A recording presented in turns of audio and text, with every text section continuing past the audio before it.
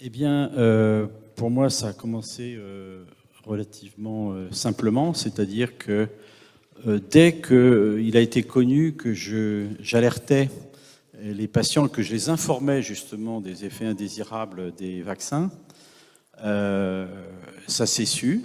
Ça s'est su et j'ai reçu des menaces du directeur de la clinique dans laquelle j'exerçais, m'intimant de bien vouloir me taire, ne plus parler de ces effets indésirables, parce que ça allait contre la politique vaccinale que lui soutenait. Donc, s'agissant d'une ingérence professionnelle, je rappelle l'article R4127-5 du Code de déontologie, l'indépendance du médecin est inaliénable, on ne peut pas intervenir sur le médecin dans ses prescriptions.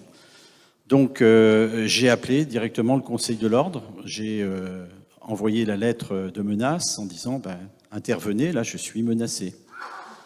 Et au final, je me suis retrouvé convoqué par le Conseil de l'Ordre et puis traduit devant la chambre de discipline, et c'est moi qui ai été condamné, pas le directeur de la clinique. Voilà. Donc, c'est là que j'ai compris que les choses étaient inversées, à savoir que si on respecte la déontologie, on peut être puni. Et à l'inverse, si on ne la respecte pas, on risque rien. Donc, les choses se sont enchaînées. Bien sûr, la population, la presse parlait d'antivax. Donc, j'avais une étiquette d'antivax qu'on retrouve sur Internet et que je ne veux surtout pas faire effacer parce que c'est quand même, pour l'histoire, pour moi, c'est important. Et donc, à partir de là, j'ai été un petit peu boycotté par pas mal de gens. Et puis est arrivée l'obligation vaccinale contre laquelle je me suis fortement opposé. J'ai même écrit une lettre au Conseil constitutionnel qui est consultable sur Internet pour dénoncer cette loi du 5 août totalement scélérate. Et puis le 15 septembre, au moment où l'interdiction d'exercer est apparue, moi j'ai continué d'exercer. Et j'ai reçu plein de menaces de l'ARS, de la Sécurité sociale, et puis j'envoyais les textes de loi pour leur montrer que cette suspension était illégale, qu'ils ne pouvaient rien faire contre moi, jusqu'au jour où, 2 jours avant Noël, le 23 décembre de 2021, ma carte professionnelle est bloquée, c'est-à-dire je ne peux plus exercer. Voilà. Donc, à partir de là, j'ai été suspendu pendant 1 mois jusqu'au certificat de rétablissement, puisque grâce à un voyage parisien où j'ai pu quand même bien lécher les barres de métro le plus possible de bas en haut, et j'ai attrapé le Covid, donc en tout cas j'ai pu avoir un test positif au Covid, donc qui montrait que j'avais été contaminé et qui m'a valu une réintégration, mais quasi immédiate, c'est-à-dire au moment où j'ai balancé sur Internet ce certificat, le lendemain matin à 8h, ça y est, la carte était débloquée. Donc ça veut dire qu'ils étaient dans les starting blocks parce qu'ils savaient qu'il n'y avait pas de cardiologue. Donc mon cabinet est resté vide, puisqu'il n'y avait personne pour me succéder. Et les patients devaient se débrouiller tout seuls pour trouver un remplaçant qui n'existe pas. Les délais de rendez-vous de cardiologie étaient à 5 mois dans la région où j'étais. Donc il y avait peu de chances pour qu'ils trouvent un cardiologue qui les accepte.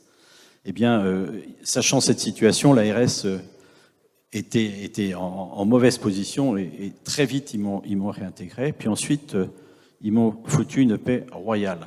Cela étant, ça ne m'a pas empêché de continuer à défendre justement à déconseiller cette vaccination, dans la mesure où tous les dossiers sortaient.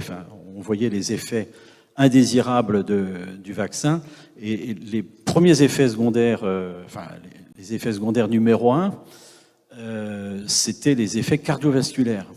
Or, dans toute la région Pays de la Loire, je ne connais qu'un autre cardiologue qui lui aussi était embêté, mais qui n'est plus là pour nous soutenir, c'est son choix. Et donc, on était 2 cardiologues sur tous les Pays de la Loire à alerter, alors qu'en fait, toute la presse mondiale parlait de ces effets secondaires cardiovasculaires, donc c'était quelque chose d'hallucinant. Que vous dire d'autre ? Eh bien, aujourd'hui, moi, j'ai décidé de continuer. Pourquoi j'ai décidé de continuer ? Parce que d'abord, j'ai aider des victimes à faire leur déclaration, ce qui n'est pas toujours facile. Et je me suis rendu compte que des victimes, il y en a beaucoup, d'une part, et puis d'autre part, il faut qu'on rétablisse la vérité. Il faut faire reconnaître officiellement les blessures infligées. Quand une femme est violée, il n'y a pas la reconnaissance par la société du viol, mais comment vit-elle? Elle vit très mal. Eh bien, c'est la même chose pour ces vaccins qui ont violé le consentement. C'est un viol de consentement, donc pour moi, allez, je raccourcis, je dis viol, voilà. Donc il faut la reconnaissance du viol de façon à ce que ces victimes puissent guérir de leurs blessures psychologiques. Voilà. Ça, c'est en hommage à mon grand-père psychiatre, qui était un des pionniers de la psychiatrie. Je veux dire que les blessures psychiatriques sont inapparentes dans la société, mais elles sont réelles. Voilà. Merci. Michel Procureur, médecin ORL. Voilà, oui, donc moi j'ai été 35 ans médecin de terrain comme chirurgien ORL en Vendée. J'ai fait mes études à l'UCL, à Saint-Luc, à Bruxelles. Donc j'ai un pied encore en Belgique parce que j'ai gardé une partie de mon cœur est en Vendée, une partie de mon cœur est en Belgique. Et en 21, quand l'imposition vaccinale s'est imposée à tous les soignants en France, j'ai voulu m'ériger vraiment entre la menace pesée par, comme tu dis, ces expérimentations, ces injections expérimentales, et surtout mes enfants, parce que j'ai 4 enfants, j'ai une fille qui est kiné, qui devait se faire vacciner aussi pour continuer à remplacer, pour bouger. Elle est près de la frontière suisse. J'ai une fille qui est en Autriche, qui devait revenir nous voir aussi. Et donc, je voulais surtout rester en place aussi, parce que Braun, un des autres ministres de la Santé, nous disait qu'il fallait se faire vacciner tous les 3 mois. Donc, moi, je me suis dit, je vais faire des faux passes, d'abord pour moi, pour pouvoir rester en place pour continuer à soigner. Mes enfants, pour pouvoir faire des faux, parce qu'ils n'ont pas le retour. Hein. Je situe l'époque. C'est l'époque où Amin Umlil avait déjà témoigné au Sénat en mai avec Mélodie Ferron pour d'abord des milliers de femmes qui étaient complètement déréglées d'un point de vue menstruel et Amin Umlil pour des enfants qui étaient devenus aveugles après des injections. Hein, dans l'heure qui suivait les injections, qu'on a évidemment le huis clos n'a pas été levé, on n'a pas diffusé ces informations.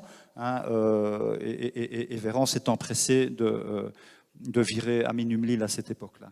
Donc moi, j'ai voulu m'interposer. Je me suis même pas posé la question. Je sentais, j'avais déjà demandé une autopsie pour un patient en Belgique aussi qui avait fait deux infarcts avec un infarct massif à la 2e injection. C'était un sportif qui faisait 68 kilos, qui faisait 1m80, qui faisait du ski toute la semaine.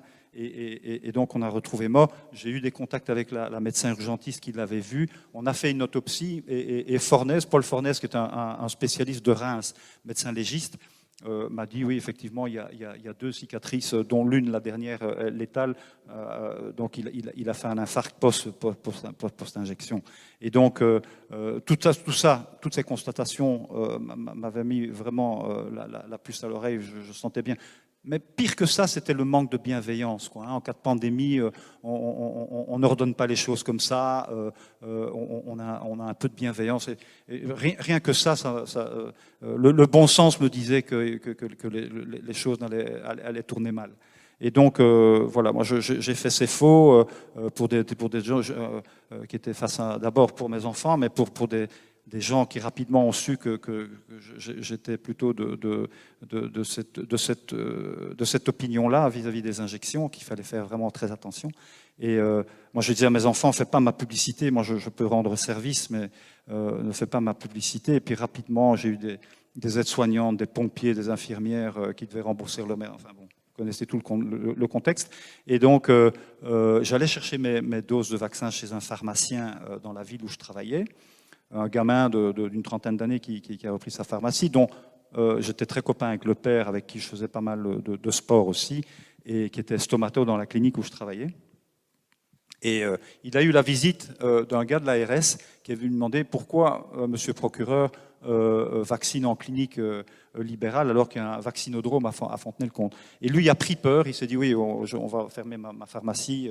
Et donc, il a dit oui, enfin surtout, bon, je ne sais pas tenir deux discours d'un côté en disant faites-vous vacciner, et puis de l'autre côté à faire défaut. Donc, il s'est dit oui, moi je pense que les doses qu'il vient chercher chez moi, il ne doit pas les administrer, il doit faire des faux vaccins, quoi. Et donc, on lui a demandé d'écrire une lettre de délation à l'ordre des pharmaciens. Et donc toute l'enquête de police est partie de là. J'ai été convoqué devant le commandant de gendarmerie à 2 reprises. Là aussi, pour la petite histoire, c'était un jeune commandant de gendarmerie qui m'a dit « Oui, vous avez opéré mes enfants il y a 8 ans, ils vont très bien, je vous remercie. Normalement, vous êtes en garde à vue, mais je ne vais pas vous garder. Et puis, vous faites de la course à pied, et puis on a des tas d'amis communs, etc. Mais je fais mon boulot. » Donc, voilà, et il m'a interrogé jusqu'au moment où j'ai compris qu'ils avaient mis en œuvre une batterie de suivi avec le flicage, enfin le traçage de tous les téléphones, toutes les consultations et tous les relevés CPAM. Il m'a dit, vous travaillez gratuitement, chaque fois qu'il y a quelqu'un qui est venu se faire vacciner chez vous, il n'y a pas de consultation qui est enregistrée. Alors, je lui ai dit, écoutez, on était incité à vacciner, on recevait 5,40 € par vaccin, qu'on le veuille ou pas. Moi, je faisais ça entre 2 interventions. Puis il me dit, oui, mais il y a des gens, par exemple, on a tracé les téléphones. Il y a un gars dans le 33, là, son téléphone, il était dans le 33. Et le jour où il devait venir vous voir, le téléphone, il n'était pas à votre consultation. Comment vous expliquez ça? Alors moi, je me suis dit, oh là là, ils ont tracé toutes les conversations, tout. Et puis une autre... Pour la petite histoire, c'était que ma fille, qui était à Chamonix, avait une amie qui devait aller en Argentine reconnaître le corps de son copain qui s'était tué en escalade. Et elle a demandé à ma fille, ton père ne peut pas me faire un faux? Je lui ai envoyé aussi par mail. Et donc, effectivement, là, j'ai pris des risques, parce que sinon, j'avais effectivement colligé tous les numéros de doses, tous les numéros de chaque patient avec les dates, etc. Et j'allais sur le compte Amélie des patients pour leur fournir un pass.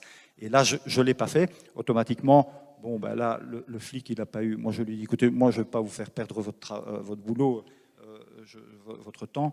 Moi, la seule chose dont j'ai peur, c'est ces injections. J'ai constaté ma belle-sœur qui était en maladie, un Stiffman syndrome, maladie auto-immune aussi, dont Céline Dion souffre également. Enfin, il y a plein de maladies auto-immunes qui se sont déclarées après ça. Donc, je ne voulais vraiment pas que mes enfants aient ça et que mes patients aient ça. Donc, je me suis réellement interposé sans me poser de questions et puis en respectant notre serment à tous, notre serment de ne pas nuire à nos patients. Et voilà ce qui m'a amené à faire ça. J'ai été dénoncé, ils m'ont condamné à 3 ans d'interdiction d'activité. Je fais appel. Louis Fouché était venu me défendre à Nantes en septembre 2022. Et puis là, maintenant, la CPAM s'est portée partie civile contre moi pour que je rembourse tous les actes. Je prescris des appareils auditifs, je demande des scanners, des IRM pour des cancers du larynx, des actes qui ne me rapportent rien. C'est la Sécu qui les rembourse. Mais c'est à moi de les rembourser parce que pendant 7 mois, j'ai travaillé comme non vacciné. Je n'avais pas le droit de prescrire des appareils ou de demander un scanner pour mes patients. Et donc, c'est à moi de les rembourser. Je leur dois pratiquement 200 000 €. Voilà. Mais donc, il y a un procès qui est fixé le 5 novembre prochain à La Roche-sur-Yon. Mais je me sens très bien entouré. Moi, ma carrière est derrière moi. Mes enfants ont évité ces injections. Donc, je suis déjà gagnant. Donc, je le considère comme ça. Quelle que soit la décision du juge, si je tombe sur quelqu'un qui n'est pas corrompu et qui est un minimum honnête, eh bien, il peut faire qu'une chose, c'est me comprendre et voilà, et décider un non-lieu et me gracier. C'est un terme un peu pompeux, enfin me gracier dans mon illégalité, que je considère être tout à fait légitime. Et puis, comme je l'ai dit à Patrice et à bien d'autres, vous savez qu'il y a un adage que j'aime beaucoup de Beaumarchais, c'est que quand le mal a toutes les audaces, le bien doit avoir tous les courages. Et je me considère, m'appelant Michel, procureur. Procureur, c'est quand même en rapport avec la justice. J'ai travaillé dans la ville de Nantes, qui a un lourd passé de commerce négrier triangulaire et d'esclavagisme, et ils ont tué Anthony Rio. Anthony Rio, était en 6e année de médecine, il avait 24 ans, il aurait pu être mon fils. Ils ont tué la médecine. Un jeune qui devait être... Sa maman, elle est poissonnière à la Turballe. Vous imaginez, pour une maman, d'avoir un fils médecin. Donc, voilà. Donc, j'assume avec sérénité et force. Et vous me donnez énormément de force. Les victimes aussi. Je pense à Lucie, je pense à toutes les victimes. Vous avez un rôle majeur à jouer. Et il est temps, comme Élodie, on en a parlé, d'être au kairos, au bon moment, et au lieu et au bon moment pour notre réplique légitime, pour se battre pour cette vérité. Voilà. Merci beaucoup.